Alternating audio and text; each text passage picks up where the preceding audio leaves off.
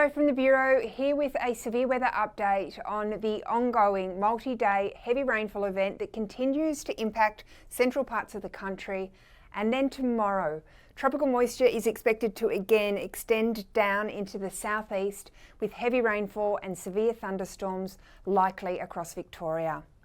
But first, let's just focus on today.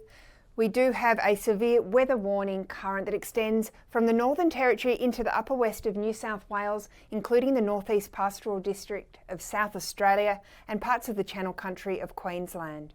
Now, within this warning area, heavy to locally intense rainfall is possible, as well as damaging wind gusts.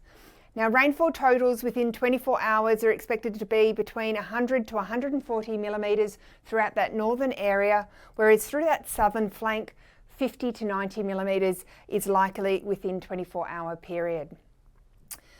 Now, taking a look at the water vapour imagery, this really highlights well where moisture is sitting across the country. And we have this low sitting over the Northern Territory that's drawing a huge amount of tropical moisture into northern and central parts. Also noticing the cold front that brought the rainfall to the southeast has now moved out into the Tasman Sea and left a much drier air mass in its wake, shown here by those brown tones. Now I'm going to show you the precipitable water values. These are showing how much water is available in the atmosphere to be rained out, and it's really showing as we move into tomorrow, into Tuesday, heading into the afternoon and early evening, that really high values, up to 50, extend down into southern parts of Victoria. What this means is that the tropical moisture is extending along that trough line, but it's also highlighting the potential for heavy rainfall and an increased risk of flash flooding. Now, because of this, we have issued a severe weather warning for heavy rainfall across northern and southern parts of Victoria. Now, this includes places like Echuca, Bendigo, Seymour, Mount Buller, Warragul, and even the Melbourne metropolitan area. Now, the heavy rainfall is possible about western suburbs of Melbourne during the morning and then extending into the eastern suburbs in the remaining warning area during the afternoon and the evening. Now, within this area, 6-hourly rainfall totals are possible of 40 to 70 millimetres that may result in flash flooding. For this reason, we are expecting to issue a flood watch across large catchments across central and eastern parts of the state, including across the Melbourne metropolitan catchments.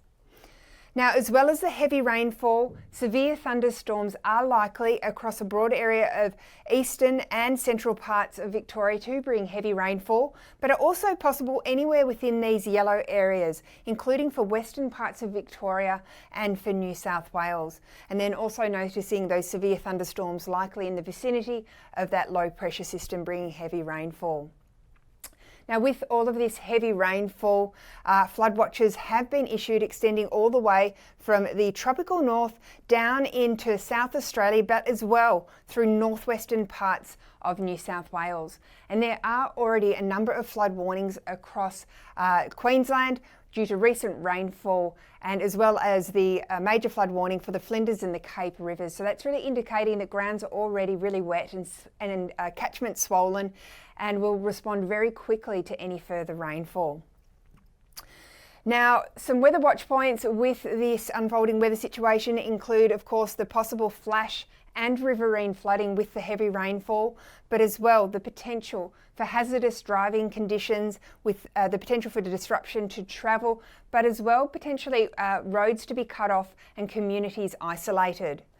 Agricultural impacts throughout Central Australia include a threat to livestock and cattle, whereas the agricultural impacts throughout the southeast are much more of a positive, good news stories, with a number of areas quite desperate for some good rainfall following a dry summer.